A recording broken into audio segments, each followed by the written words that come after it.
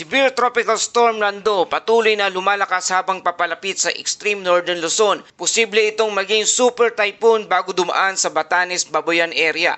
Magandang araw Pilipinas, ito ang Pilipinas Weather ngayon, ngayong araw ng Sabado, September 20, 2025. Kung bago ka lang sa ating channel, please like, share, and subscribe para lagi kang updated sa ating panahon. Mga kababayan, kaninang alas 4 ng umaga, ang sentro ng Severe Tropical Storm Nando ay nasa layong 780 km silangan ng Kasiguran, Aurora. May lakas itong hangin na umaabot na 100 km kada oras malapit sa gitna at may pagbugso na hangin na hanggang 125 km kada oras. Malawak ang sakop ng bagyo at ramdam ang hangin hanggang 440 km mula sa sentro. Kumikilos ito sa galaw na northwest sa bilis na 10 km per hour. Mabala sa ngayon wala pang nakataas na wind signal pero ayon sa Pag-asa maglalagay ng signal number 1 sa Northern Luzon ngayong araw. Dahil patuloy ang paglakas ni Nando, posible pang tumaas hanggang signal number 5 habang papalapit ito sa Batanes, Babuyan area. Mga kababayan, si Nando ay nagpapalakas ng habagat kaya asahan ng malalakas na ulan ngayong araw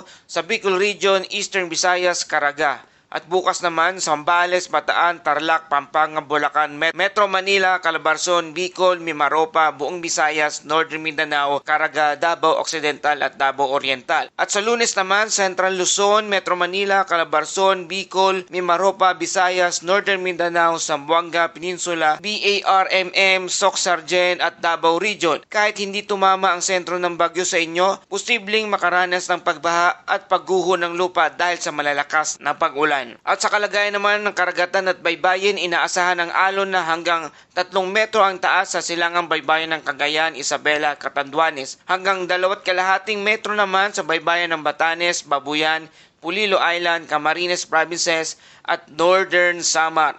Paalala sa mga mangingisda at maliliit na bangka, iwasan muna ang paglalayag dahil mapanganib ang sitwasyon.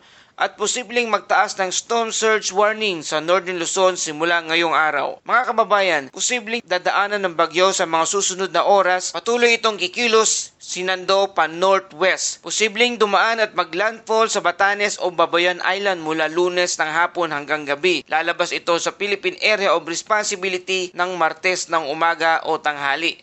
Ayon sa forecast, posibleng maging typhoon sa loob ng 12 oras at super typhoon bago dumaan sa extreme northern Luzon. Mga kababayan, seryoso ang bantang dala ni Nando. Malakas na hangin, malalaking alon, matitinding ulan at storm surge ang pwedeng magdulot ng pinsala. Kaya't napakahalaga na makinig sa mga abiso ng Pag-asa at lokal na pamahalaan. Kung kayo ay nasa low-lying o landslide-prone areas, maganda ng emergency kit at maging alerto sa posibleng evacuation. At yan ang pinakabagong ulat panahon sa bagyong Nando mula sa Pag-asa at ating binabantayan sa mga susunod. Manatiling nakatutok lamang dito sa Pilipinas Weather ngayon para sa latest update ng ating panahon. Please like, share, and subscribe. Salamat sa iyong suporta. Ito ang Pilipinas Weather ngayon na lagi nagpapaalala, maghihanda, maging ligtas. Ingat tayong lahat.